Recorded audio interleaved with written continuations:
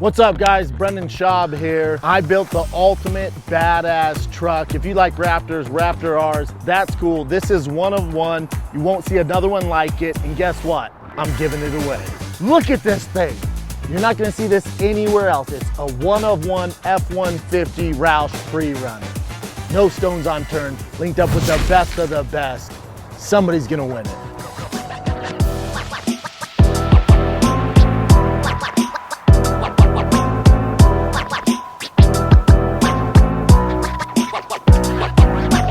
So if you want to win this badass truck, it's pretty easy. Go to drivefastallgas.com, pick up some merch, and this could be yours. Somebody's gonna win this badass truck. Could be you.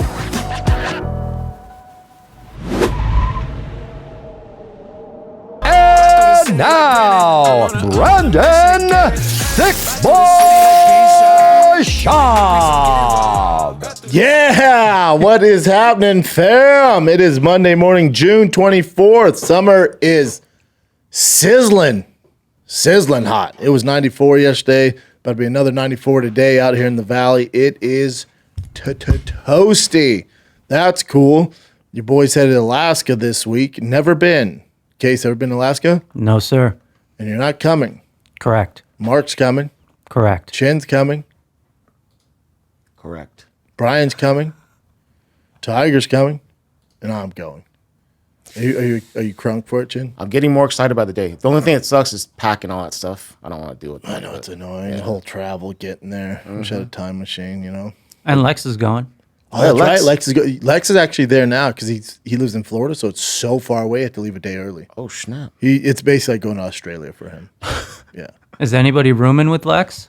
Hopefully not. Hopefully they're giving him his own room because he snores. I was gonna say I stayed with him in Vegas. Tough to sleep with that. You know, he packs a snore on him. You don't want the rules of the road life. You don't want to room with Lex McMahon or Jay Schaub. What's Jay's deal? Snores like a wild boar. You think they'd cancel each other out, kind of like a symphony of snoring. Yeah, but it has the opposite effect. It's like a cacophony of snoring. Yeah, it's just not healthy. It can't be good, fellas. You know this. Jay wears a mouthpiece, though, I think, sometimes at night. They look like snorers, too. I mean, just by looking at them. You can tell a snore. You look like you get good air in that nostril, man. I know. You remember? You see my brain? Like, yeah. You got that ram air nose. Yeah. You know what I'm saying? Cold intake. Yeah, you get that ram air. It's like my lightning. I put the ram air in it, and the air just shoots straight in. Yeah, we're not going up top, baby. Yours is straight in. Straight in. But you know, I still do snore. You have a Dodge Viper nose. I got like VTech. Do you remember VTech? Oh, yeah. Yeah. Hell yeah. Good reference, Chin. Thanks, dude. Let's get into the fights because fights are popping. After this gets a little dicey, but fights are popping. I was in Austin doing smelling salts with my buddies and watching these fights with Mr. Joseph Rogan, Bryan Simpson, who was great. I don't think I've met him before. Maybe we ran each other at the Comedy Store when he was there back in the day, but I don't know him that well. Great guy, smart dude. And those fight companions, that's his first one. Those aren't easy to just jump into, especially with a veteran cast with Bryan, Joe, and myself. So he did a great job. Hopefully he does again. He was so much fun. They were fun though, man. The fights were good overall. I don't know. Again, the main event is always what leaves the last impression on these things. So if Robert didn't just absolutely murk Ikram in the first round, you'd be like, yeah, that card was all right. But that boy through that feint was like, oh, that's how you react an uppercut? Say less. And then sent him to the outer realms. And levels of the game. Ikram, it's all good. Take that fight like that. You fight the number 3 guy in the world. Argument could be one of the best, if not the best heavyweight or middleweight in the world. Okay. Going back to the drawing board and shouldn't hang his head too much. For Robert Whittaker, there's no other fight to make. There's no other fight. There's no other route. I don't hear anything else. You're booking Robert Whittaker, Sean Strickland in Australia, co-main event. That's it. I don't hear anything else. Nothing else. That's it. I know Strickland wants a title shot, but it's just sometimes the timing doesn't line up, and you're not going to wait that long. And Robert Whittaker's there. You guys haven't fought. You guys were supposed to fight. I know they were this close to fighting. I'm pretty sure Strickland was offered that fight before, but then he took the Izzy fight on short notice. But before that, he was supposed to fight Whittaker. So this is something the UFC tried getting done before. That fight's happening. That's the next fight. Robert Whittaker, Sean Strickland. Take my hard-earned money. Take my hard-earned cash. That's a fight. Two of the very, very best to do it. Great fight. But that's it. That's it. For Khamzat, it's back to the drawing board. He's not going to get one of these big names anymore. The way the UFC works, and you guys know this, but the way the UFC works is when they can't depend on you, when you're not consistent, you're missing weight, you're getting hurt, you're backing out of fights, they kind of just put you on the back burner. It's not that they're saying, we don't believe in you. They're saying, we can't put millions of dollars in promo and marketing, put your face all over the place, put you on ABC. The Saudis, we got to bend the knee because they spend so much money. We got to bend the knee. Saudi's the biggest thing in combat sports right now. We got to bend the knee and put on a great card. And you're a fan favorite over there and everyone loves you. So you put him as the main event. They're like, oh my God, this is great. And he backs out. So the UFC's going, all good. Shit happens. Hopefully you figure it out. But the days of giving you these huge matchups and putting marketing dollars behind you and pushing you, that's over. Until you prove yourself, those days are over. There's nothing worse you can do in the UFC. It's better if you get knocked out. If you show up, make weight, and get knocked out, than getting hurt, being unreliable, or missing weight. There's nothing worse than in your career. And for Hamza, I don't know what's going on. I don't know. But even look at Dana's attitude when it comes to Conor. The biggest name in the history of combat sports, straight up. The biggest money draw, the biggest gate earner, the biggest they've ever had. And if you watch that post-fight press conference, they go, when's Conor going to fight? He goes, I don't know. September, November, I don't know. When he's ready, we'll let you guys know. You can tell he's just like, fuck it. I'm over it, dude. I don't know. It was lined up, ready to go. It's not happening. I don't know, dude. And that's Conor McGregor. Think where they're at with Khamzat. Okay. So Khamzat's going to get a tough test. They're not going to give him, an on-rank guy, but maybe Bo Nickel, something like that, which is a huge name. That'd be a great fight. That's the number one fight I want to see. Outside Robert Whittaker, Sean Strickland, and Izzy and Dricus, the number one fight I want to see is Bo Nickel Khamzat. Number one. But Bo Nickel has to get through our boy. Adolfo Vieira. Adolfo, yeah, Vieira has to. He gets past that. Who knows what injury he's dealing with? This the longest COVID ever. Jesus Christ, dude. If that's it, Jesus Christ. Come on, man. But it's frustrating. I'm sure it's frustrating for him, man. It's awful. But you can't help but just get up. Like, I'm not angry with him. He's one of my favorites, and there's so much potential there. But it's annoying. It's like this Conor thing. God damn it. Because he's my favorite. There's nothing like a Conor fight week. He hasn't won him forever. Shut up. There's nothing like a Conor fight week. That dude could be on a 10-fight losing streak, and I'm still tuning in like he's undefeated. There's nothing better. He's earned that. So the UFC 303 card, overall, is it a better card? Absolutely. 100%. It's so damn good. It's so good. From top to bottom. International Fight Week, they always show out. But there's no Conor. So that's a bummer. But still, I'm not that sad. I got over it. Hopefully he gets his stuff together. And Rogan, clearly he's much smarter than I am. So the way he described it was spot on. I thought him and I were going to argue on this. And I was ready to go. Always ready to go. We're always down for an argument. But I couldn't agree more when he said, guy has an injury. It's on his left foot. That's the same leg that he injured before that he broke in the Dustin Poirier fight. He's a movement guy. He relies on his movement especially against a guy like Michael Chandler. So why would you go uncompromised? He's done it before. So it's not like this is if it was a common theme, then yeah, the critique and the hate on Conor makes sense. It makes sense. Where you're like, come on, dude, you're backing out again this time? What are we doing? Then I can see the fan base falling off. But But when you rely on your movement and you do have a broken toe, if this was 6 years ago, we're not even finding out about this. I don't know if we ever find out about it. You know how many fighters fight with broken toes? So many. Because they have to. Because they have to make a name for themselves. They can't drop out of the fight. Or if they win that one, they're getting a title shot next. So many guys fight with broken toes. I fought with a broken toe before. There's so many guys. It's pointless to even name them. There's so many guys that fight with broken bones, especially broken toes. Happens all the time, especially when you're kicking, checking kicks, just wrestling, your toes in the mats. It happens more than you would imagine. Let's take a little break, kids, because I'm talking UFC 303, but I'm also talking about knives. That's right, knives. I'm talking about a monthly knife club. It's a subscription box for guys and gals who like knives. All right, if you like the outdoors and you want to carry a knife every day, we got you, man. Every month they send you a new name brand knife on autopilot. They carry the big brands, Gerber, Kubi, Kaiser, Giant Mouse, and so much more. This is the perfect gift for the man that's hard to buy for. I know I am. I'm a nightmare. All right, there are many tiers of name brand knives and EDC gear starting at only $25. Use the code SHOB at monthlyknifeclub.com for 10% off your first month. That's code SHOB, SHAUB, at monthlyknifeclub.com for 10% off your first month. Get you some knives. But where Conor's at in his career, the movement's his biggest asset, even at his age, especially against a guy like Michael Chandler.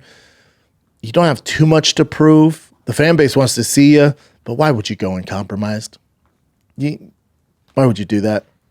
There's no point.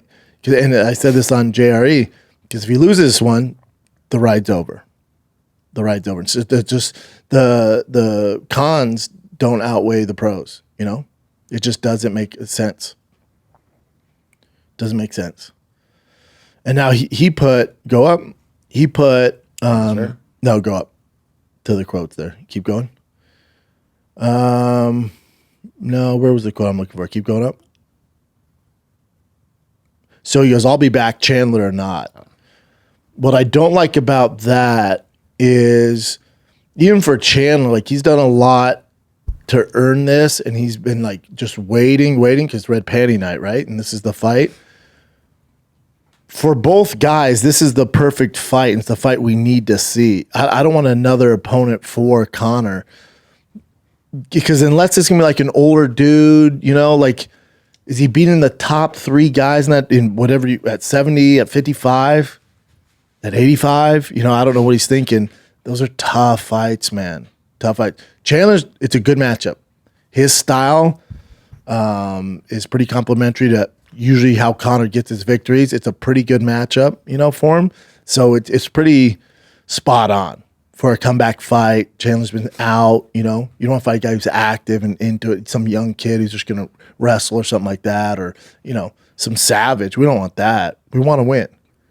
And I'm not saying Chandler's a walk in the park. I love Chandler. He's a monster. But it's a great matchup for both guys, and they shouldn't move on. Chandler should wait. If he can afford to, which I think he can. He's a smart dude. He has a lot of other businesses going on. He trains his ass off. He should wait. Depending what news he's getting. And listen, I see the DMs, I see people, and I see the YouTube of, oh, this is the reason Conor's out. Nobody's talking about it. He has all these legal issues, and there's all this weird stuff going on in Dublin, all that stuff. Nobody's talking about it because they're worried about getting banned. No. Nobody's worried about that. There's a reason why the legit journalists like Luke Thomas, I think he tweeted about it, but he hasn't really talked about it on his show. Ariel definitely hasn't talked about it. There's a reason. Because we don't know. There's no facts. And you think these legit journalists can go out there and bring that to light when there's no like hardcore evidence for us? Us, not me. I'll shoot from the fucking hip. I'm not a journalist. But I looked into it. Some dark stuff. Some gangster stuff. Have you looked into it, Case? I'll send you a video. It's some dark stuff. But again, this is all hearsay. Like, it's all hearsay. If he actually did things like those allegations, trust me, if random YouTuber who makes the content to hate on Conor and blast this stuff out about him and his family and his ties to the Irish mafia and blowing up people in bars and intimidating women and blowing their cars up. If you know about it, or you think you know about it, you don't think Dana does? You don't think the UFC brass does?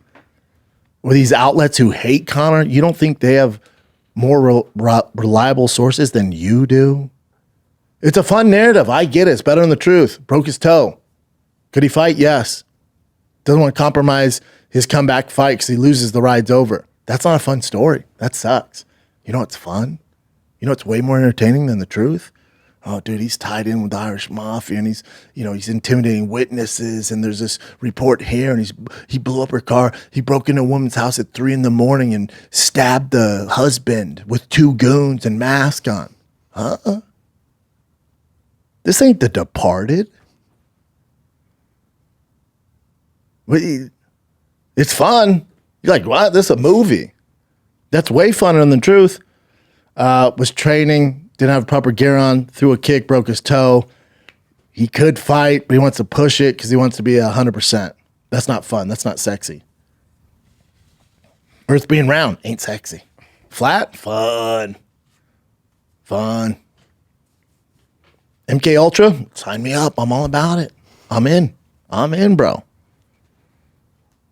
Because that's more interesting than the truth. Truth, hurt, not 100%. Postpone the fight. Sorry to let you guys down. That's it. Oh, I heard he has, a drug issue and rehab. And all. Oh, really? Interesting. Who told you that? Inside sources. Who told you that? Couldn't tell you. Okay, bullshit. Again, all that stuff is fun. All that stuff is fun. Does Conor have his flaws? Absolutely. He's made a ton of mistakes. Ton of them. But the allegations that are coming out just from the internet, the First 48 internet crew, until there's something like legit as hell, that's why you don't hear about it. You can't just throw that stuff out there. You can't. Ruin the guy's reputation, family. What's he have, 3, 4 kids? Face of the UFC. But again, if you're making that content, do you, man. I get it. That's the hustle. That's the algorithm. That's what we've been trained to do. I get all that. Good for you. Keep doing it. But it doesn't mean it's real. Maybe some of it is. But again, the UFC is $1 billion business. If you think you know more than they do, you're stupid. You're stupid. They deal with crazy shenanigans, illegal shenanigans all the time. All the time. The way they dealt with this, the secrecy, waiting before the fight, 2 weeks before the fight, week before the fight to announce it. Yeah, it probably wasn't handled right. So you're like, yeah, why would they do that? What's weird is I heard that they even tried to put lidocaine in his toe to see if he could still move on it. And they're going to see if that worked to save the card. And Conor was down to do that. So they gave him a few days after the lidocaine. And you know what? The toe still didn't fucking work because it's broke. Is that a sexy story? No. That's not cool. No. You put on mask and robbed houses. That's fun, dude. And I get it. And I watch that stuff. Okay? But who knows?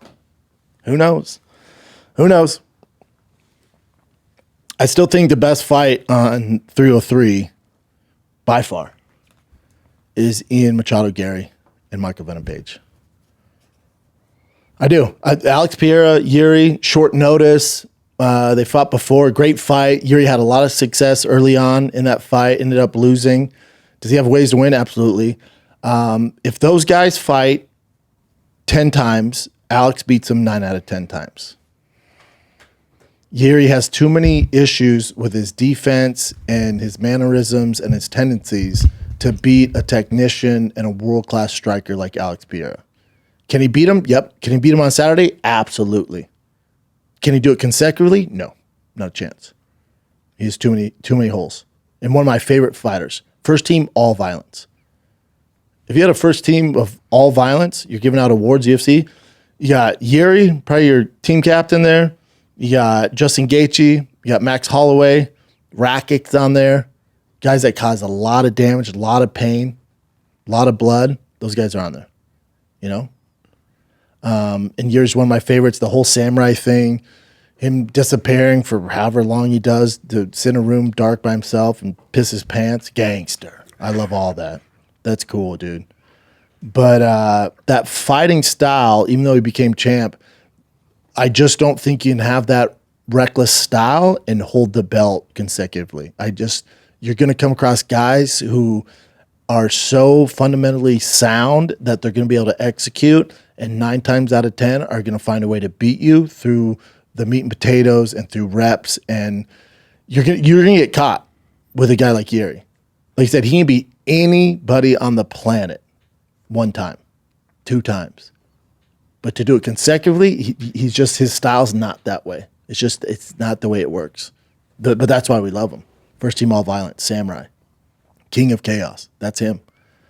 So yeah, could he win on Saturday? Absolutely. He had success early on. He takes some hits. He's not getting younger. He definitely has a grappling advantage. Obviously, Izzy took Alex down. I think Alex is constantly working on that. But, Yuri's a wild boy, and we play wild games. And that's the other thing that Jiri has on his side. You can't really duplicate his style in training. That element of surprise is always there. Even though Alex fought him before, it doesn't really, and you have some real time in there, it just can't really train for it. You can kind of watch the tape, but that dude, show me a fight where he's doing the same footwork for 5 rounds or 3 rounds. It's just, he's all over, man. He's just such a liability in there. He's tough to plan for. He's just pure chaos. You don't know why he throws things, so it's hard to game plan for. Let's take a little break, because if you've been watching this show the past 10 years, one thing I always harp on is I'm a coffee head. I love me some coffee. I start my day at freaking 4:30 to 5 a.m. First thing I do, I go downstairs and I start brewing that freaking coffee. Can't just be any coffee. I'm a coffee snob. I am such a coffee snob. So that's why your boy started messing with Trade Coffee. And Trade Coffee is changing the way you experience coffee at home. You don't have to go to the trendy coffee shop anymore, the hipster shop. You don't have to worry about, if they're going to mess up your order. Nah, man, do it from the comfort of your home. A lot of the coffee out there is dull, it's stale, it's over roasted, or it's too sour. New things, these sour Ethiopian beans. Get out of my face. Trade curates a wide variety of coffees from the best small batch specialty roasters in the US of A. And then they personalize recommendations based on what you like or want to try. I like dark roast, so send your boy dark roast with tones of chocolate and molasses. That's what I like, man. So with Trade, you'll discover the best coffee, hot or iced. I only do hot. All right, dark roast to decaf. Don't do decaf. Or espressos to cold brew. Trade also makes a great gift. If there's a coffee lover in your life, Trade is the best gift. It keeps on giving. Give Trade a try and see how you can make a better coffee right from your house. Right now, they're giving you guys 30% off your first order when you visit Drink Trade. That's drinktrade, trade.com/ShopShow, and subscribe. That's drinktrade.com/ShopShow for 30% off the best coffee ever. drinktrade.com/ShopShow. But again, doing that, there's going to be wide open opportunities for Alex to land that left hook, to land that kicks. If Jiri's smart, he's going to use more grappling, wear Alex out. It's not really his style. It's same with Ian Garry, Michael Venom Page. You look at Michael Venom Page's losses, those guys grappled a lot. Take out Michael Perry. Take out Mike Perry. I'm not talking about that. I'm talking about MMA and Bellator. When he loses, the guy will grapple some. And it keeps him kind of hesitant to jump in there. Douglas Lima did his thing.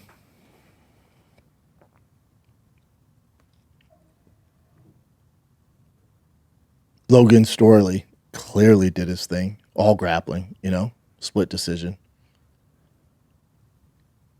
Kevin Holland got him down. Didn't take advantage of it. I think everyone's like, oh, he's so high on Ian Garry. Because his style, A, is tough to plan for, but B, his fundamentals are so damn good. So yeah, he's a little wild and he's tough to game plan for, but his fundamentals are so technical. That is a tough recipe. And then also what you guys haven't seen is his grappling abilities. And if there's a time to show it for him and Yuri, now egos get involved in a lot of this, and these guys want to be the guy to take out Michael Venom Page with a head kick knockout or a straight right or left hook. And for Yuri, I'm sure Alex Pereira is the most dominating striker we have in the game, and I think he's pound for pound number 1 or number 2. It says a lot when you can knock those guys out. So there's an ego thing there. But if I'm on the opposite end of that, if I was their managers or coaches, I'd say, hey man, do some more grappling. Implement more grappling in your game plan. I'm not saying you have to finish them and every round get 3 or 4 takedowns. I'm not saying any of that. But at least have them worry about the takedown. Otherwise, if you're just going to do a kickboxing contest, can you win? Absolutely. You could. But our odds of winning are so much higher if you implement some grappling. Can you do that? Ian Garry can fucking grapple, dude. You guys haven't seen it. That dude can grapple his ass off. Michael Venom Page cannot. And Alex, I think you'll be surprised with his takedown defense. He's been working hard on it. We'll see what happens there. But I do think Ian Machado Garry, Michael Venom Page is the best fight on this card. I wouldn't be surprised if Ian gets a big knockout, highlight knockout. They jump him in the queue. He's right there. He's right there. Because Shavkat is going to fight Kamaru Usman. They kind of released that on that new behind-the-scenes thing with Mick Maynard and Dana White. So you're going to have Shavkat and Kamaru, and then I think Ian's going to be right there. You could kill 2 young lions and make them fight. Shavkat, Ian Machado. That's an insane fight. That's like Bo Nickel Hamzat. Jesus Christ. Take my goddamn money. Joe Pfeiffer, he should definitely be replacing Bueno Silva and Macy. That should 100% be on the main card. That fight makes no sense. Anthony Smith, Roman, that fight, they're just trying to figure that out. Fun fight. And then Bryan Ortega, Diego Lopez. Good God. Mm-hmm. Good night, Irene. That's an amazing fight. Tough fight for Bryan. Tough fight for both of them, but very tough fight for Bryan. Diego Lopez, his first fight, he fought a fucking absolute monster. Lost, took it on short notice, but showed his heart. And then after that, it's just been game on. Think about it. To get in the UFC, they're like, you can come to the UFC. You can come here. But, because remember, he was on Dana White Contender Series. He lost a unanimous decision. If you lose a decision, they're definitely not going to let you in there. And then he went on a bit of a tear. So he loses on Dana White's Contender Series. And they're like, all right, we'll just get you a fight for Fury FC Featherweight Championship. He loses split decision of that. That can't be fun. And then he goes again in February, so shortly after he lost in October for the championship in FC Fury. And in Texas, Humble, Texas, he knocks the guy out, right? Great knockout. And then the UFC comes calling. And he goes, oh, cool, man. Who do I got? And you're fighting Evolov. What? And it's a unanimous decision, but it's fight of the night. He shows out, shows he has heart, skill. Like, holy shit. Then after that, it's game on, dude. He's won three in a row, and now he's fighting Bryan Ortega. He's that dude.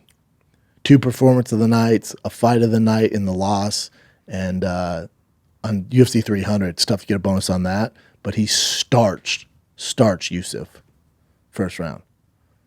And now, boy, did they freaking launch him into freaking the deep end against Bryan Ortega. Great fight. Yuri Alex, great fight. What Alex is doing, dude, again, because we're in it, you don't realize what he's doing, how special it is. And we love Cowboy for the same reason, where anybody, anywhere, anytime, and that's so great. And, I adore Cowboy. He's like a brother. I fucking love Donald Cerrone. He's the man. What Alex is doing on short notice, this is why my pound for pound, this is why he's higher than Islam. He's higher than John Jones. How many times has he saved the UFC? How many times? And he hasn't been in the UFC long. How many times? And not only is he doing it, but they're not just throwing him in there with randos. No. We're talking, he's finding the upper echelon, the who's who of each division and fucking not only beating them, winning titles. Not beating them by weird, decisions. The yawn one, I'll give you that. But other than that, dude, wild. Freaking wild. That's why he's up there on my list, higher than these other guys. 12-week camp, nah. This dude's in Australia, getting paid, doing seminars, hanging out with kangaroos, holding koalas, trying to avoid chlamydia out there with the koalas. The UFC calls him. They sent out that Pierre bat signal. Dude answers every time. And again, it's not like we just need you on the card for your name and we're going to throw you this guy outside the top 15. No. We're going to give you Yuri. He's coming off a win against Rakic. It's for a world title. 2-week notice. Dude shows up. Oh, yeah. Has broken toes. He's not 100%. How you don't have him higher on your pound for pound is you don't know what the fuck you're doing. That's insane, dude. Insane. It's so impressive. Hall of Famer could retire today, first ballot Hall of Famer. And he's been in the UFC since 2021. 3 years. 3 years. Fastest ever. Oh, and here's the thing. By him helping out the UFC, right? Face of UFC 300. Remember that? UFC 300. One of the biggest UFCs ever. He's the face of it, right? By him now answering the bat signal again, and the UFC can, well, I tell you, they can trust Alex. They know Alex is going to show up. They know it's not going to be a boring fight. He knows if they put him in there, he's going to knock somebody's heads off, or at least try. He's not going to sit and hump you and make it boring for a main event. So he's the face, right? He's a massive star. The UFC trusts him. They can bank on him. So what do you want to exchange? Well, funny you should ask. If he knocks out Yuri, which I think he will, if he knocks out Yuri, I would be willing to bet they let him attempt to be the first time ever triple champ, and he'll fight at heavyweight. Now, it's going to be for an interim. It's going to be for an interim title because John's the current champ. So, but still, it's real to me. I bet you that's how they reward him. Alex fights for the first time ever to be a triple champion, first ever in the UFC. Wild, dude. Mm-hmm. Hope he does it. Why wouldn't you want a guy to do that? Why wouldn't you root for that? History? You're never going to see it again. It's never happening again. Wild. Freaking wild. Great card, man. I'm excited for it. Let's take a little break, because if you've seen, your boy's been promoting this freaking Roush F-150 pre-runner Baja truck like crazy. And the way you can win that truck is by buying merch. Well, where can I buy merch? You go to drivefastallgas.com. Okay, well, when I check out, I can earn more points to win the truck. Who's all doing that? It's Shopify. That's right. Drive Fast All Gas is powered by Shopify. And when I started this whole giveaway truck business, I didn't know what I was going to do. An online store was the furthest thing from my mind. I was like, I'll just print and do it out of my house. Not anymore. Not anymore, because Shopify is so freaking easy. And that's because I use Shopify. Shopify is the global commerce platform that helps you sell at every stage of your business, to I want to give away a truck, to did we just hit 1 million order stage so people win this truck? And Shopify is there to help me grow. So Shopify helps you turn browsers into buyers with the internet's best converting checkout, up to 36% better compared to other leading commerce platforms. Shopify powers 10% of all e-commerce in the U.S., all right? Plus, Shopify's extensive help resources, I hit them up all the time. They're there to support your success every step of the way, because there's a lot that goes into building a shop. Because businesses that grow with Shopify. Check out dryfastallgas.com. It's all Shopify. It goes live July 8th. So sign up for a $1 per month. Jin just banged his big head on the desk. He has a head like a Rottweiler. Sign up for a $1 per month trial period at shopify.com/shop, all lowercase, SCHAB, all lowercase. Go to shopify.com/shop, all lowercase. Now to grow your business no matter what stage you're in. Shopify.com/shop, all lowercase. Cha-ching, Dry Fast All Gas. All right, Chin, let's get into it. You got some juicy headlines out there? Yeah, but let's discuss what just happened during the last fight. So Kelvin, dude. Kelvin Gastelum, he missed weight again. And I looked at MMA Fighting. It says this is technically the 4th time in the UFC that he's missed weight. And of course, Dana was pissed off. I'm telling you, there's nothing. Dana would rather you slap his wife than miss weight. I guys think that's a joke. These are facts.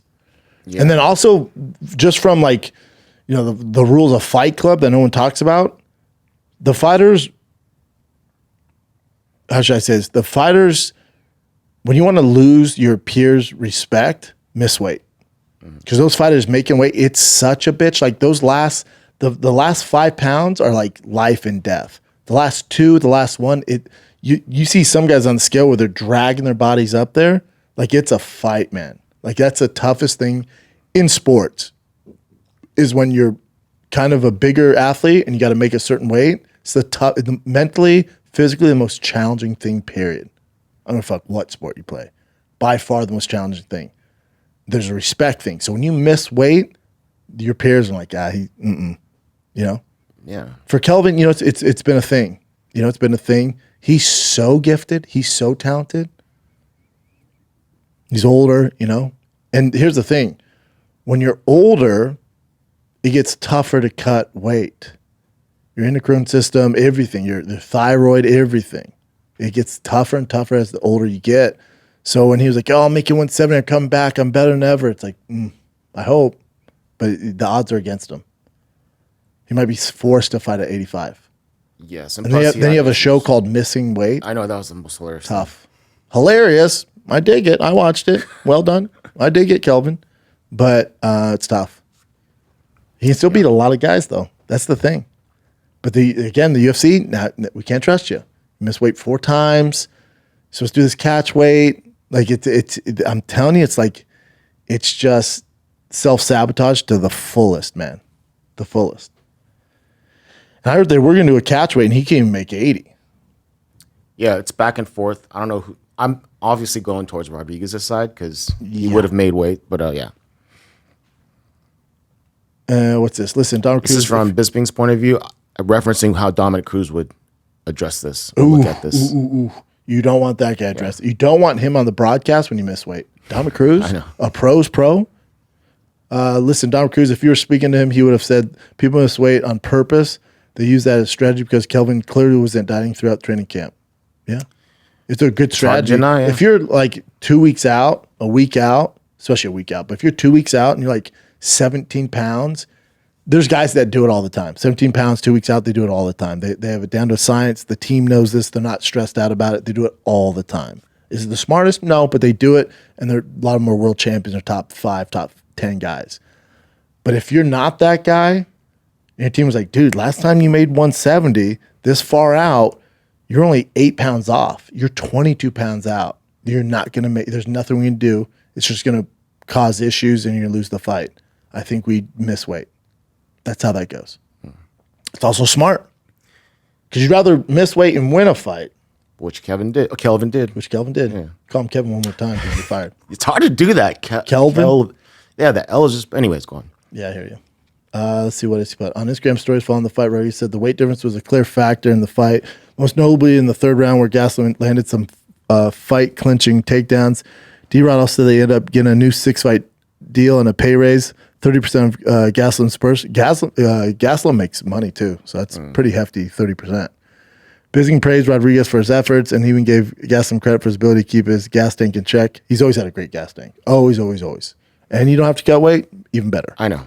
Rodriguez weighed in at 170, whereas Gastelum clearly wasn't doing that throughout the training camp. So therefore, you're stronger, you're more athletic, you recover from your training sessions quicker, coming to fight stronger and heavier. Boxing does this all the time, by the way. Both men had tremendous fight. I thought Daniel Rodriguez should be proud of himself. He really, really pushed Gastelum to his limit. Gastelum, even though he was heavy, still managed to keep a good pace 15 minutes. That's his forte. The takedowns round 3 were kind of essential because Rodriguez was starting to find the mark in the cage. It was a great fight. Yeah.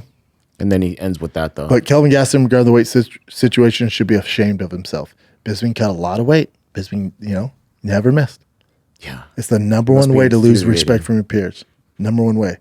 And then to make a mockery of it and you have a show like missing weight, that's my thing. It's like, oof, it's tough. I'm a Kelvin fan. That motherfucker can fight. Head like a Rottweiler. Takes a good shot. Gas tank for days.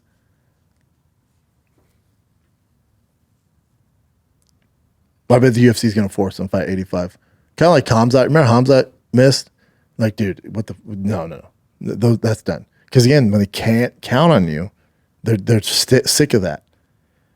They're so sick of it. And even years ago, Dana White said he's never going to fight at 170 again. Then he gave him the opportunity to finally get to 170. Now it's like, come on. Never happened. Yeah. You're 85, homeboy. Just touching back on the Conor McGregor thing, a lot of people gave him crap, right? Do you think if it's because it's his pinky toe? It feels like another part of his foot, like his big toe or something. It'd be different. 100%. Right? Yeah. Out of all the ones you really could do without, it'd be a pinky toe. And just the name alone, I don't know, it makes it worse, I guess. If I'm Conor, I don't think he has to do any of this. I wouldn't put out pinky toe. I said, yeah, I broke my foot. Yeah, injured. Injured my foot on the same, injured my leg, injured my foot, same leg that I messed up. Made a mistake. Don't worry, I'm getting rehab. I'm going to fight this year. That's it. Yeah. You don't owe anybody anything.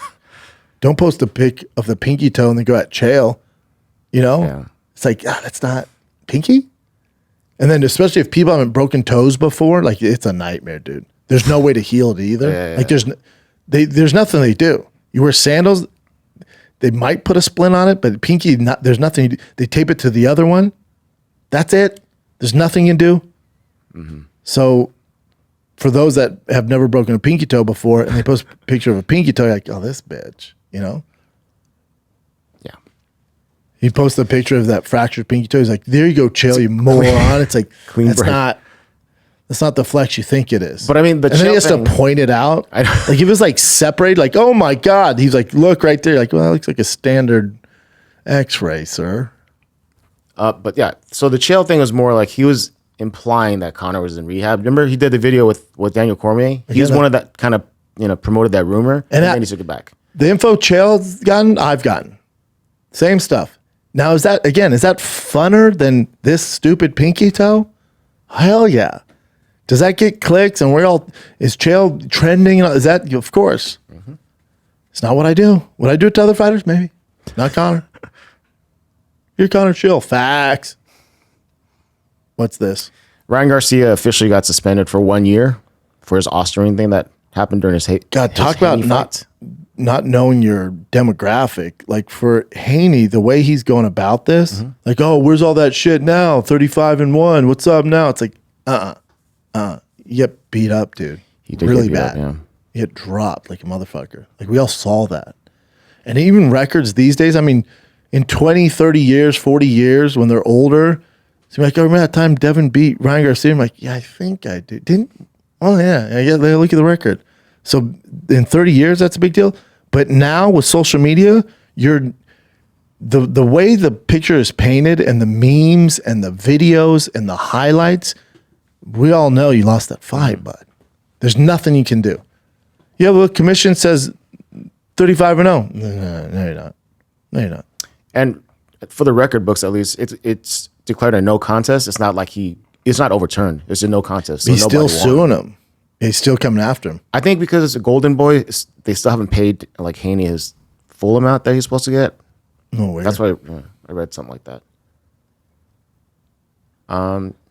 This right here. So Devin put, thank you to the commission for doing the right thing and making the right decision. I don't understand how Golden Boy is getting any money as if they took any punches. They haven't even spoke out about this PED situation. And then he says, you're just not dealing with it. Oscar ain't even paid me all the money, and they about to give him another 1.1. So he had to give up 1.2 mil, but then apparently his undisclosed money is like up there in the millions. So and they haven't paid him yet? I don't know. I'm talking about Ryan Garcia, not Haney. Yeah, they hold it till all this gets figured Yeah. out, which is weird.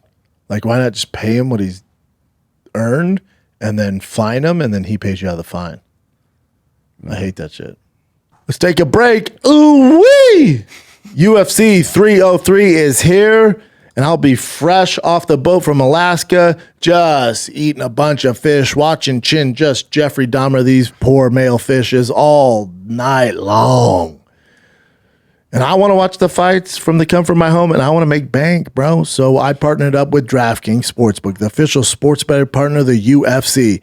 And the light heavyweight title is on the line in the main event. Your boy Alex Pereira has taken a short notice fight once again. That's why my pound for pound number one. He's fighting Jiri in a rematch. Jiri had a lot of success in that first fight, but ended up getting knocked out. All good.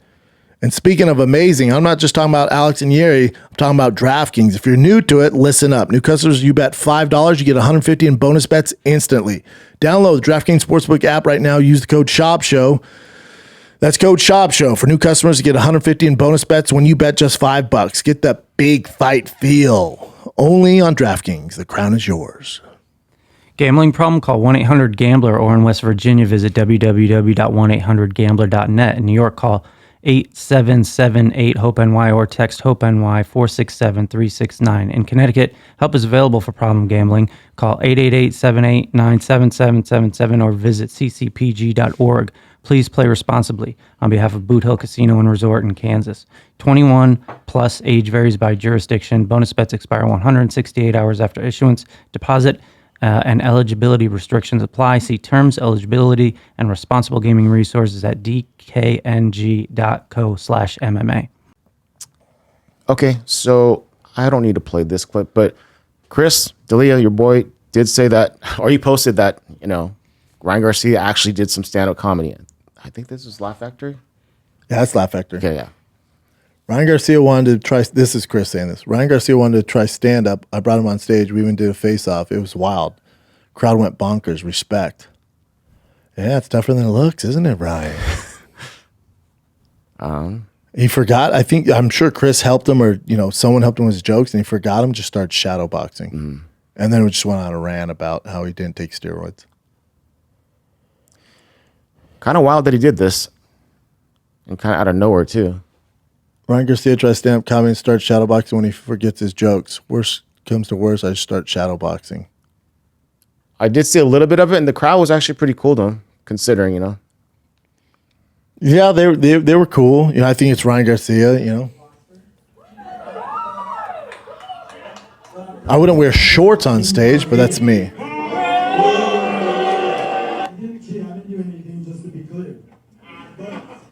But he's definitely like slurring his words, and it just. Did you see him at the poker thing?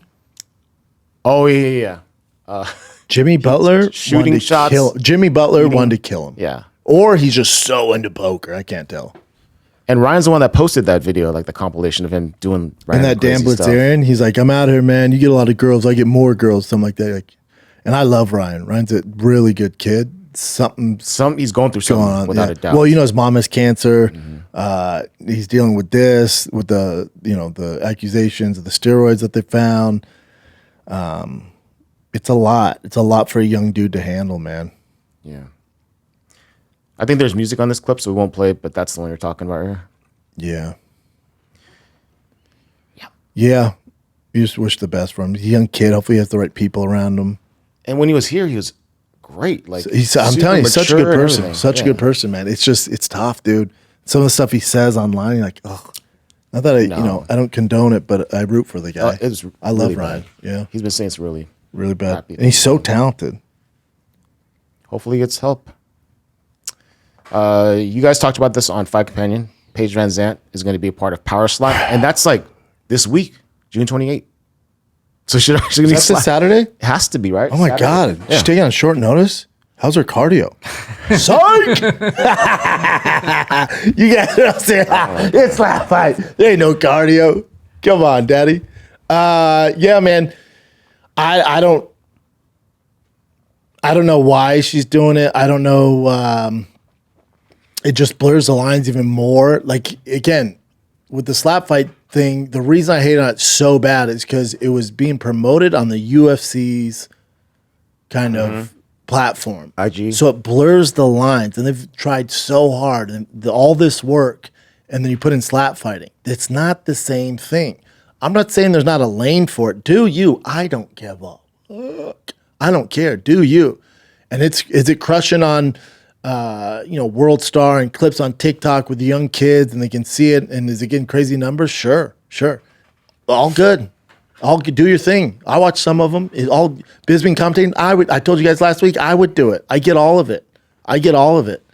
But when UFC alumni starts kind of inching their way over and doing slap fight, it's such a bad look. And for Paige, I love Paige. She's a great girl, smart girl, clearly crushing it. Went on from the UFC to do big things, and she's making a ton of money on her own website and was on OnlyFans and obviously gorgeous girl and doing her thing, and I root for her, and I hope slap fight goes well. But when I see this, and I'm a 41-year-old man, chasing fame is exhausting. When you're trying to stay relevant, it's exhausting. And so when I see that, could be wrong. Maybe Paige's like, nah, I don't view it like that. I view it, they're paying me a boatload of money. It's just a slap. I've been kicked in the head, punched in the face before. A slap's a slap. I get to slap them first and try and knock her out. Something to do, So maybe it's that. I don't know how her website's doing. I don't know. But is this a thing to get more eyeballs to add more money to that? But when you're chasing that stuff, man, and one of your options is to sign up to get slapped, that makes me sad. Sad. Slipped. Yeah, that makes me slap. I'll slap. I will fucking slap, dude. She's dope, though. Good person. Hopefully she makes all the money in the world off this, and hopefully she wins and beats this girl. This is her opponent, too. Walmerons. She got knocked out by the other pretty girl. I've never seen it, but okay. Looks like it. Yeah. I don't know, man. I saw a slap fight highlight recently, and the dude got slapped and then smacked his face on the table that they're standing at. Sure. Send me the link. It was gross. Send me the link. I will. Yeah, and there's that guy whose face literally it was like he had an aneurysm, like he had a stroke, and his face was like stuck up like that. It's wild, dude. It's wild. There's money in it. It's getting views. It's just, I'm surprised it got to this point already. Where Paige VanZant's joining. That's the world we live in, though. It's like this is, you don't have to know shit about fighting. You don't have to be educated on, the sweet science of mixed martial arts and nothing. You just tune in, and everybody can relate to fighting. Slapping. Yeah, so it's like that's why it goes viral.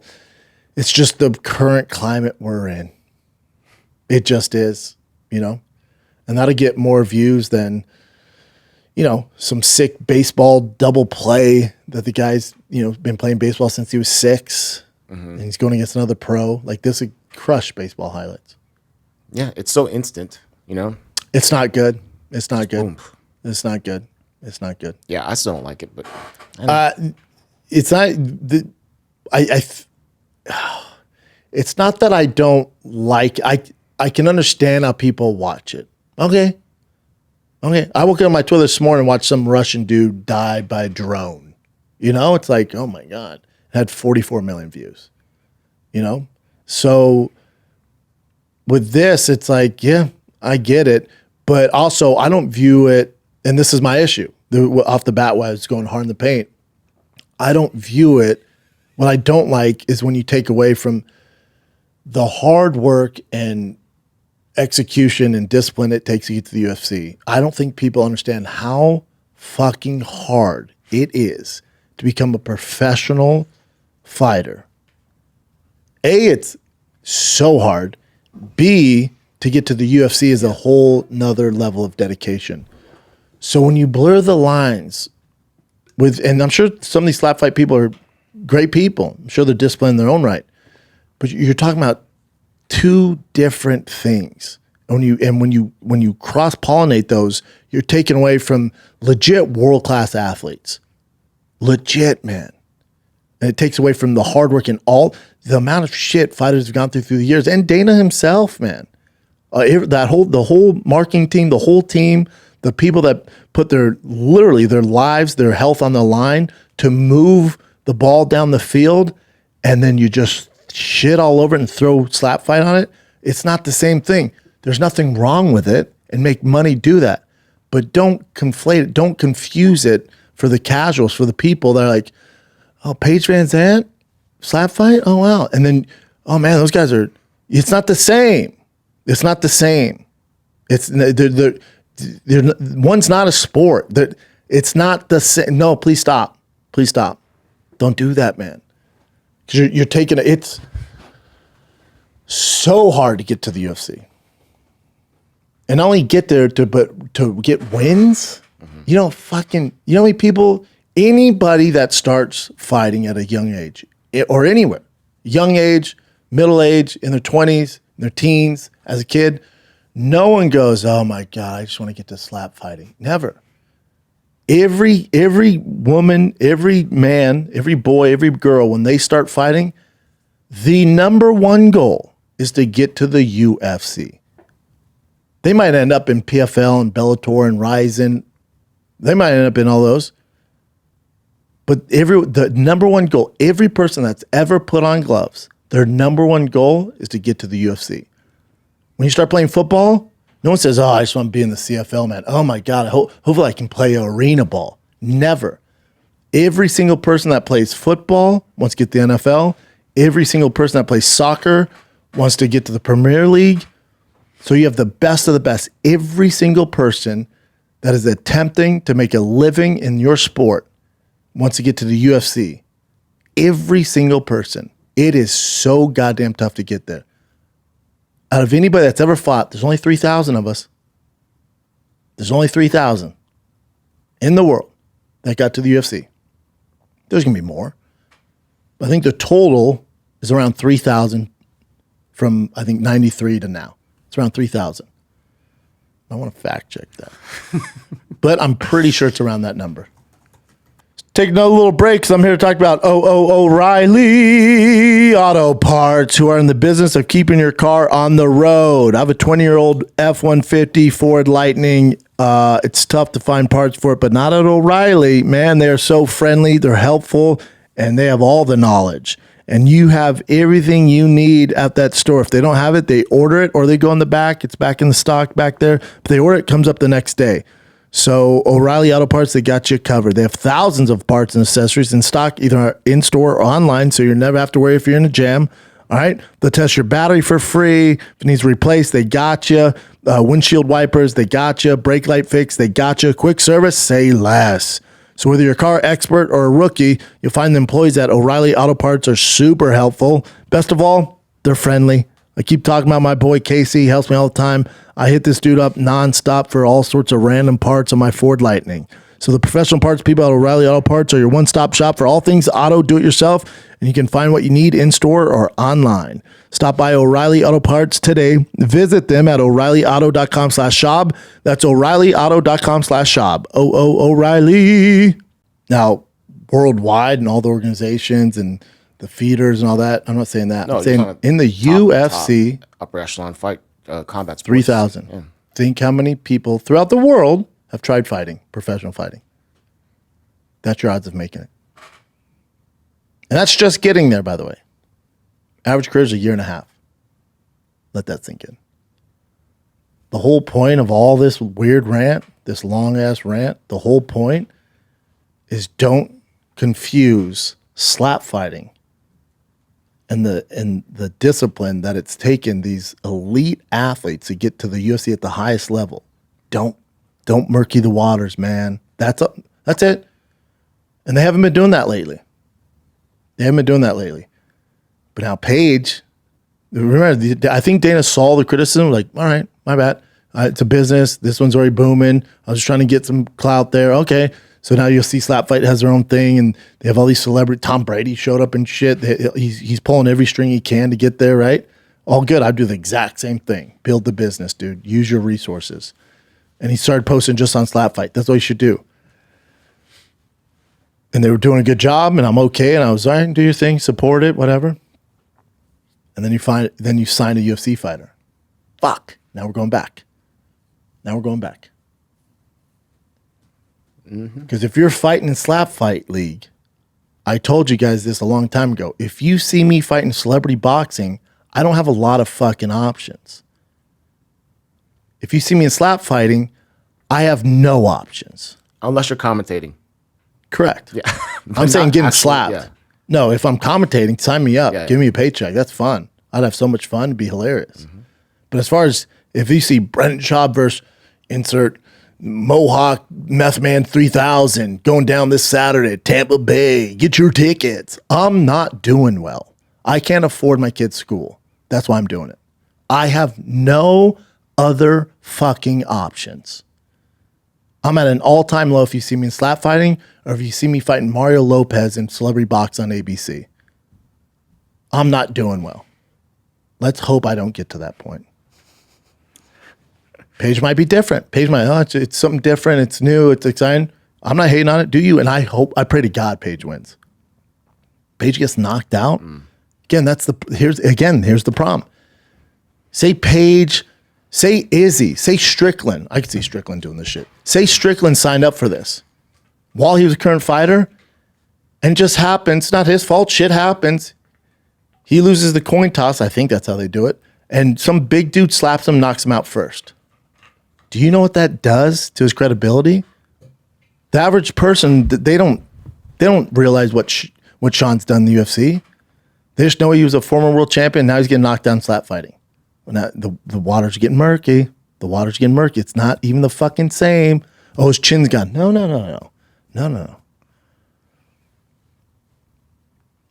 I don't talk about fighter pay anymore. Never do. But if the numbers and the amount of money, no one's going to argue for him. No one's going to highlight this at all. If you look at the amount of money that slap fight generates, and then you look at the payouts that the slap fight participants get, you want to talk about underpaid. Now it's slap fight, anybody can do it. But I'm just saying, if you want to go down that road, you can.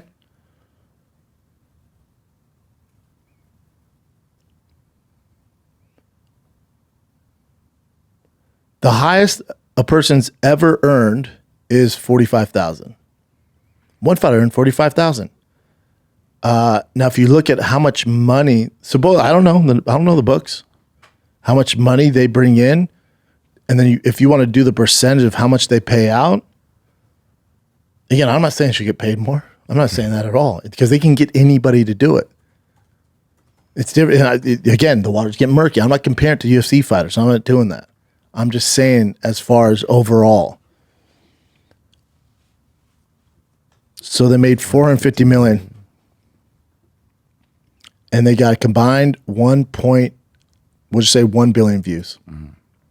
Slap fight made $450 million? Yeah, all the advertising. Whoa. Now say the average slap fight person gets $2,000. They made $450 million. Do those numbers. Now, I'm not arguing they should get paid more. I'm just saying, if you want to talk about fair pay, I don't know if there's a slap fight union. Bro, I swear to God, if the slappies create a fucking slap union before the fighter union, I quit.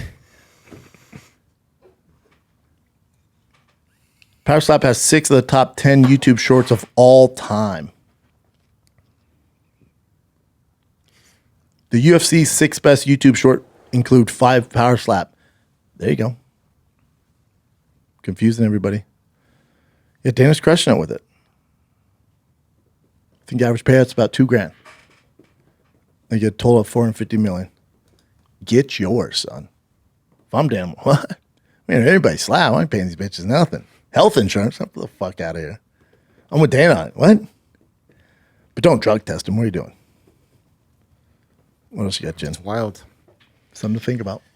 I found this kind of interesting. So Alexander Volkov and Sergey Pavlovich, two guys are like mild-mannered, stoic. They don't really. They trained do much together. talk. Yeah. They were upset because they thought one agreed to the fight, the other agreed to the fight. The UFC does this all the time. They just did me and Matt Mitrione. And this is them after the fight. We'll see if he has more later tonight. And here's what happened after the fact.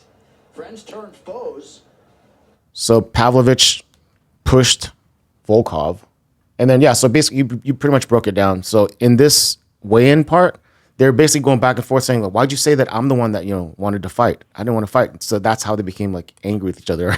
Because I guess you said the UFC put them together in this way. Just like the UFC calls. This is how it goes. This happened Mitrione. I said this on JRE. I was coming off, might have been the Arlovsky split decision, I think, where I won, but the shitty judges gave to Arlovsky, whatever. They called and they go, it might have been LeVar Johnson. My bad. It might have been the LeVar Johnson fight where I took him down over and over, and I won that fight. UFC won, whatever, 50 something maybe. It doesn't matter. But they called, right? And they never called me direct, ever. Never. They always went through my manager, Lex McMahon. Joe Silva calls me direct. We say, we got a fight for you. Toronto, big card. You're fighting Matt Mitrione. I go, what? Matt's from the Ultimate Fighters. Yeah, I go, I just talked to Matt. And Matt was out in LA. I just trained with him. He goes, I know, dude. Says he wants to fight you. I'm like, what the fuck? Matt gets a call. Hey, got a fight for you, Toronto. Brendan Schaub. Matt goes, I don't want to fight Brendan. He said he wants to fight you. Matt goes, no, I don't think so. He goes, we just got off the phone with him. He said he wants to knock your head off. Shady. They don't know me and Matt are pretty close. Matt calls, goes, what the first sends me a text, goes, what the fuck, dude? I go, dude, yeah, what the fuck? Dude, what the fuck? And then I call him, he goes, dude, I never said that. I go, I never said that either. And then Matt was like, we got to get this cheddar, dog. Like, both of us need to fight. And then he goes, let's do it. And then he goes, let's build up. Let's talk shit to each other. All right, let's do it. That's how it goes. Clearly, Sergey and Volkov aren't that close because this could be easy solved over a phone call. They do it all the time. Part of the business. I don't think Dana did that. Just be very clear. No, I mean, Dana's not doing that. yeah, matchmakers or whatever. No. Somebody's doing that. All right. Also, this was kind of fascinating too. This is during the Volkov in the corner during the break. Someone's just combing his hair. Sick. He don't have a scratch on his face, though. That's 4 in a row for him. He's going to get a big boy next. Beat Sergey. It's off to the races. Let's take another break, and then we'll jump right back into this juicy episode of The Shop Show, talking about all things UFC 303. And now you're getting together this weekend to watch UFC 303. You're with your boys. You're having fun. The drinks are flowing. Maybe you got that proper 12, and you're having a few too many, and you thought Conor was fighting, so you stocked up on proper 12, and you don't want to just sit there. So you got to drink it. Drink it hungover, dude. You can have one too many. Well, I got something for you. Go ahead and drink that proper 12. Go ahead and just drink away your misery because Conor's not fighting because Safety Shot got you covered. What is that, Brendan? I'm glad you asked. It's the world's first alcohol detoxifier that reduces blood alcohol content in as little as 30 freaking minutes. That's real. This is not snake oil. It is real deal Holyfield. Drink that proper 12. Drink that whiskey. And the next morning, you're ready to go. Take your kid to Little League. Whatever you got to do. Feel great. It gives you a sharper mind and body, liver support, well-being boost, gut support, hydration. So when you're overserved at this UFC 303 party, don't worry about it. Safety Shot got your back. Like an old friend from high school. He's there. Go ahead, pal. Here's one on me. All right? All you got to do is go to drinksafetyshot.com. All right? Use the code Brendan. You save 10%. That's drinksafetyshot.com. Promo code is Brendan. You're welcome. Enjoy the fights. Yeah. Another quick one from the last fight. So this guy, he was supposed to fight Shara, the Bullet, the pirate guy. Yep. And they had to, Nick Davis. Yeah, Nick Davis. But they had to get another opponent because his pre-test came in and he got popped. And he admitted saying I used to juice. I juiced 3 months ago. Then I got the call. He thought it'd be out of his system by now for the UFC. So he couldn't fight. Yeah, it happens. That's part of the problem. On those lower level circuits. Not that he's fighting lower level. I'm just saying not in the UFC. They're not testing. So yeah, you're gonna run gear, and the UFC calls you. You're like, oh shit, and you have some meathead coach like, don't worry, drink apple cider vinegar twice a night. It's gonna come out. You know, he thinks you're good. That guy's not Victor Conte.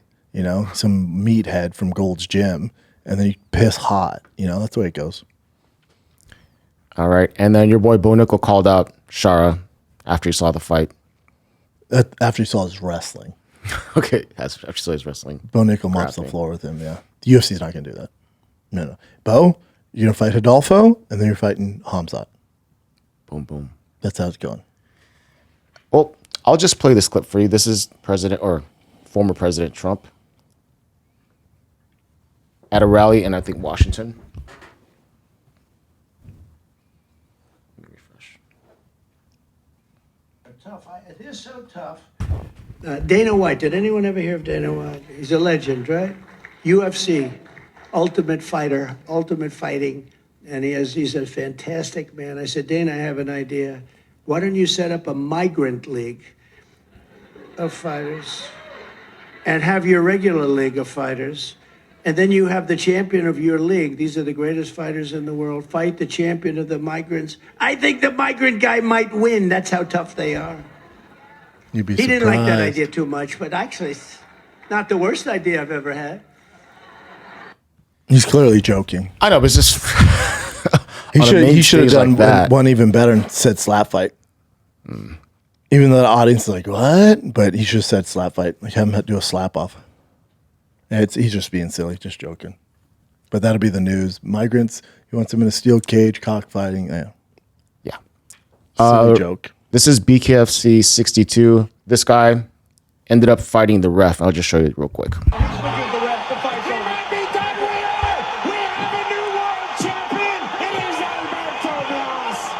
That ref got some footwork. Yeah, but he was probably super concussed and didn't know what was happening. You just see a body in front of you, start throwing bows. Mm-hmm.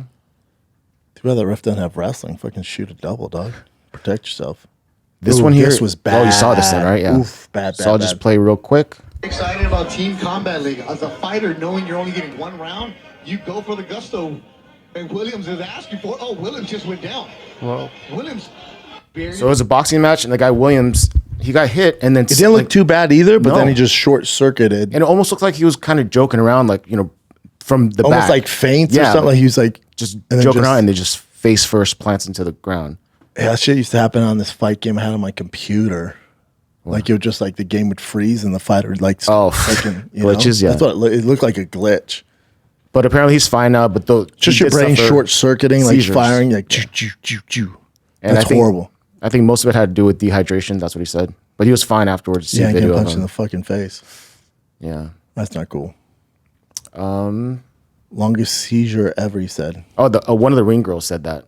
That was I'm just thinking she saw multiple people have seizures. But it was not real, is it? No. But yeah, that's why. Maybe she means multiple knockouts. You know what drives me nuts in movies is when the guy knocks the dude out and then he's out for like 10 minutes. That's not real. In movies, 10 minutes? Yeah, it's like forever. The guy's just like... Yeah, it's like you don't have to worry about that guy anymore. Like he's done. He's usually going to be back up in like a minute, 30 seconds. Like or at least be like, get back up. But in movies, they're like pretty much dead. It's done. Yeah, it's over. That's not real, dude. Yeah. I'm just saying. Bothers me. My girl, I point out every time. She's like, we got it. I'm like, all right. I'm just saying, bothers me. They knock him out. The guy's not dead. He's going to pop back up. Look at Tyson Fury. What else you got? And even sounds, like punch sounds, in the movies, it's insane. It would not ever sound like that. Do you know what I'm talking about? Yeah, but then I watched a guy in House of Dragons last night ride a fucking dragon. So what do I know? What do I know? You know? I was like, hell yeah. But that knockout is unrealistic. Yeah. One last one. I remember this from like one of the Wyatt Earp movies. He was like drunk walking outside, and there's like lanterns up there. He shot the gun. He goes, bing, bing. The sound came like after the gunshot. When it was just like it would be instantaneous. Yeah. You go, bing. Yeah. It'd be like, bing. It'd be ping. That's it. Yeah, that's weird. Do you get mad about that? This is from earlier this month, but Marlon Reyes, he's now a police officer for Davie, Florida. That's dope. Good for him, man. A bunch of guys have become police officers. Johnny Hendricks. I'd be down for that. Johnny Hendricks did. My boy, why am I forgetting his fucking name? Jake Ellenberger. Oh, did. Jake Ellenberger, yeah. Yep. There's a few guys. That's a dope thing to get after fighting. That's, yeah. It's also who you want as a cop. Yeah, 100%. Because they have hand-to-hand combat, and they're not going to use their gun first. They're going to be able to subdue literally anybody. Yes. Unless Francis Ngannou starts robbing banks, you don't have to worry about it. You know what I'm saying? Like some gangbanger off the street. Okay. Yeah. These guys are going to mop the fucking floor with them. But yeah, I would want the cop that saved my life to not panic. He's been in situations where it's super really, high pressure, yeah. stressful situations, and they don't panic and shoot people in the face. And you've seen them panic. I've seen it on these cop videos. Some of them, and some are really awesome. The majority of them are awesome. We're talking about the exception here. But I'm just saying that'd be great. Yep. I prefer MMA background. But anyway, that's it for. Is that it, dog? Yep. I'm flying back early from Alaska. I'm not missing UFC 303, the international weekend. What are you, crazy? Hell no. So I'll be back on Friday, hot from Alaska. We're doing not live, we're doing Fire Kid in Alaska. So stay tuned for that. The truck giveaway, Drive Fast, All Gas, that goes live July 8th. We have a bunch of merch. The way you win is either by just buying an entry of $5 or buying any merch and get more entries that way. The merch is lit. We linked up with King Shock, so it's King Shock's Drive Fast All Gas merch. We'll have a ton of options on there: dope hats, tees, hoodies, tanks, shorts. We got all sorts of cool stuff on there. But Drive Fast All Gas will go live July 8th. That's when the raffle or giveaway starts. So stay tuned. It's the most badass truck of all time. Make sure whoever wins this thing, you actually use it for what it's for. It will shit all over Raptor R, TRX's stock. It will do what it's meant to do. So this thing's loaded. Partnered up with Roush, King Shocks, Kibby Tech, Blitzkrieg, McNeil Racing, Raceline, MP Exhaust. This thing's pretty wild. SOS is, I'll get the truck back at the end of this week. They're doing a custom race interior on it. This thing's gonna be fucking wild. And it can be yours for as little as $5 or a price of a t-shirt. And subscribe to the YouTube. Yes, you have to subscribe to Drive Fast All Gas YouTube, formerly known as Toontown. So if you're not a subscriber and you're elected the winner, it won't count if you're not subscribed. So make sure you subscribe to Drive Fast All Gas in order to solidify your win. All right? That's July 8th. It's going to be a fun summer, kids. Love you guys. Stay safe. Enjoy the fights this weekend. 303. I'm out.